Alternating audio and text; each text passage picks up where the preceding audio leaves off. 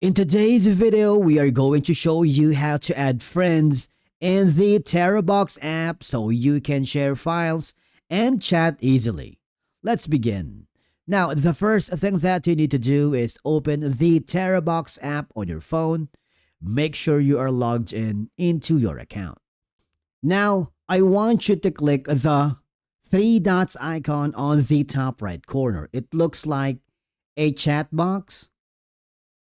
From here, all I have to do is click the new friends. And all I have to do is super simple. Click the add new friend. Now, if you do, you can paste the social media and add friends here if you want. You can simply copy code, share that code to your social media platforms like Twitter or X, WhatsApp, Telegram, Instagram, Messenger, and more. Because your friend pastes the code inside Terabox and taps the add friend, and the app detects the code and lets them send a friend request. It's super simple. Of course, once your friend accepted the request, you'll get a notification. Just tap it and press agree or accept.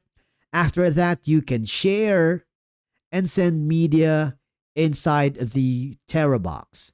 And basically, that's it for today's video on how to add friends in Terabox. Thank you so much for watching, and we will see you again in the next video.